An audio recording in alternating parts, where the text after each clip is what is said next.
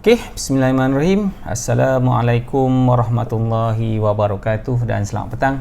Okey, hari ini saya nak kongsikan sedikit kepada anda semua berkenaan dengan moratorium atau deferment sebab ramai yang tanya. So, hari ini kita nak bincang sikit pasal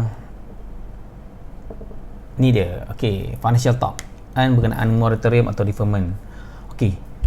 Pertama sekali, apa yang kita kena tahu pasal dua benda ni? Okey.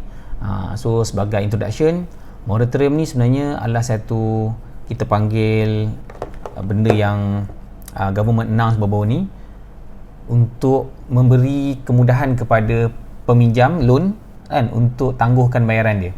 Maksudnya kalau katalah tiap bulan dia bayar, so dibagi penangguhan disebabkan oleh PKP ni lah. So itu satu. Nombor dua, kalau anda nak tahu, sebenarnya moratorium kali ni dah kali ketiga dah. Kali ketiga ataupun orang cakap 3.0 lah, ada orang cakap 3.0. First moratorium pada first PKP, masa tu dia automatic. Masa tu pun kita tak tahu lagi detail dia macam mana semua everything kan. Okey. Lepas tu moratorium kedua, dan yang ni ramai orang tak perasan, sebab kalau yang kedua ni kalau nak dia kena apply. Kalau nak dia kena apply. So dan kali ni kan kali ketiga lah kan government announce untuk bank bagi moratorium. Kalau untuk moratorium untuk bank, deferment ni untuk takaful. Tapi kebanyakan orang kadang-kadang ramai juga yang tanya saya lah kan, dia tak faham sebenarnya moratorium tu apa walaupun dah 3 kali dah.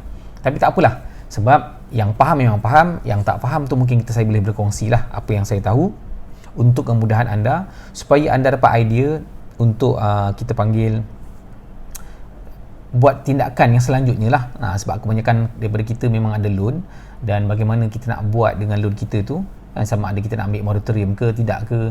Tapi sebelum kita nak buat decision sama ada kita nak ambil ke tak ambil, saya ingin berkongsi kepada anda bagaimana ia berjalan dulu. Okay, so saya tak nak melengahkan masa sebab tadi pun kita start dah lambat sikit. Okay, so moratorium and deferment option for insurance, money moratorium, loan moratorium and deferment option for insurance atau takaful. Okey.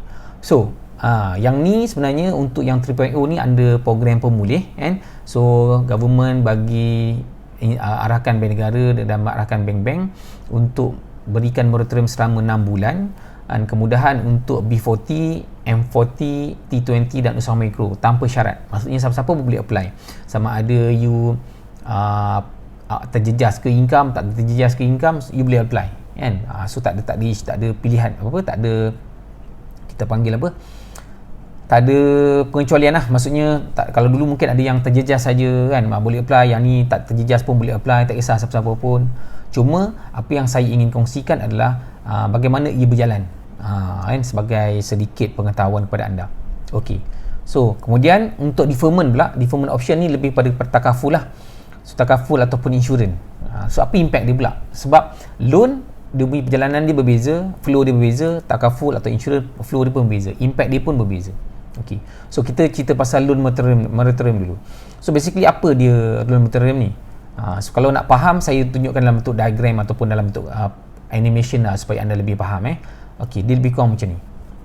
Okey, pertama sekali sebelum kita pergi ke moratorium tu, kita fahamkan dulu loan yang kita ambil ni, jenis-jenis loan dia. Pertama kan, biasanya car loan lah, kedua housing loan, ketiga personal loan, yang ni yang banyak lah, dan kemudian business loan. Jadi setiap loan ni dia ada cara-cara dia berkira berbeza maknanya cara kira loan tu berbeza, cara kira interest tu berbeza. Car loan normally dia pakai fixed rate, maknanya flat rate lah, ataupun personal loan pun sama juga, dia pakai flat rate.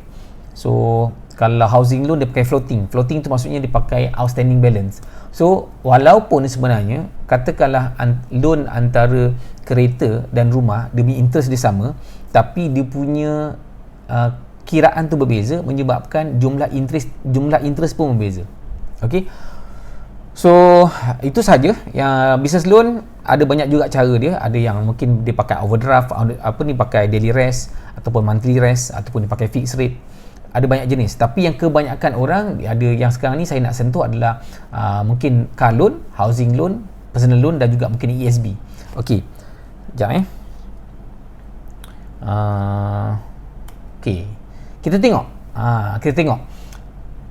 Sebab saya dah buat survey lah beberapa bank yang setakat saya jumpa sekarang ni 2 bank, Maybank dan CIMB. Okey, Maybank cara dia offer tu different dengan CIMB. Tapi saya tak sure sebab kalau ikutkan hari ni baru start boleh apply 7/7. Jadi anda kena check dengan bank anda lah bagaimana cara dia kira dia revise balik dia punya kadar interest tu. Okey, so sebab Maybank kalau apa yang saya pernah jumpa dalam internet kan, dia tambah kita panggil tambah bilangan bulan bayaran bulanan, bilangan bulan kita bayar tu bertambah. So katalah kita buat loan 9 tahun, so katalah 9 tahun tu 108 bulan, jadi ditambah lagi kalau kita kita buat 6 bulan, kita ada dua option sama ada 3 bulan atau 6 bulan punya moratorium. Kalau 3 bulan dia tambah jadi 12 bulan, kalau kita buat moratorium 6 bulan dia tambah jadi 24 bulan. So itu memberi kesan kepada kita panggil kita punya jumlah interest yang bank kenakan kat kita lah. Okey, so kita tengok kita tengok, saya ada buat satu sedikit diagram ni lah. Okey, ini dia, katakanlah ini timeline kita punya loan punya timeline. Kita punya loan punya timeline. Okey, so katakanlah awal mula-mula kita bayar lah kan, kita bayar bulan pertama, bulan kedua, bulan ketiga kita bayar. Okey, lepas tu kita ambil start ambil moratorium kan, kita ambil moratorium. Bulan keempat tak bayar, bulan kelima tak bayar, bulan keenam tak bayar, bulan ketujuh tak bayar, bulan ke-8 tak bayar, so bulan ke-9 tak bayar. So cukuplah 6 bulan kan, 6 bulan tak bayar. So yang ni sama, tak kisahlah sama ada you ambil 3 bulan ke 6 bulan ke, tapi dalam contoh diagram ni saya buat 6 bulan lah. Okay, so 6 bulan, so 6 bulan ni dia tak payah bayar lah. Okay, untuk option pertama yang saya nampak lah, yang saya buat study sikit dengan bank, dia akan extend bilangan bayaran bulanan. Sebenarnya dia extend. You tengok video ni graf ni sampai habis ataupun gambar diagram ni sampai habis. Lepas tu lepas 6 bulan katalah untuk bayar balik. Okey, so kat sini trik dia, memang you tak payah bayar bank kan, bayar bulanan tu tak payah bayar, installment tak payah bayar, tapi kan dia punya interest tetap berjalan. Maksudnya bank tetap kenakan interest. Itu yang kita kena aware lah, ataupun kita kena sedar. Sebab jangan ingat macam kita tak bayar automatik bank bagi kita free, tak payah bayar. Tak kan, sebenarnya anda kena tahu bank ni dia kok mana pun dia miaga. Bank miaga, bila bank miaga kok mana pun dia mesti nak untung. Sama dia nak ambil untung tu sekarang ataupun akan datang. Kalau dia ambil untung tu sekarang, mungkin dia ambil untung tu rendah sikit, tapi sebab bila dia ambil untung tu akan datang, dia tengok nanti berapa banyak sebenarnya dia ambil, bank ambil. Dan saya dah kira-kira lagi lambat bank tu collect untung, lagi banyak kita kena bayar kat dia. So that's how macam mana banking punya sistem berjalan lah. Sebab dia meniaga, you kena ingat dia meniaga. Dia bagi you duit, bukan you untuk you senang-senang pakai duit tu, tak. Dia bagi duit, dia mesti pastikan duit dia dapat balik, lepas tu plus dengan dia punya keuntungan. So yang ni yang anda kena faham. Okay, so katakan lepas 6 bulan you ambil moratorium, you sambung bayar balik kan, sambung bayar kan, bayar sampailah habis kan, sampailah habis term. Katalah kita ambil 9 tahun lah contoh. So kalau untuk option pertama ni yang dijenis gunakan cara teknik extend number of payment, so dia akan extend ke depan. So dia akan extend lagi dah. Sepatutnya you dah bayar dah habis, bulan tu dah habis, tapi sebab you pernah ambil moratorium, dia extend panjang lagi.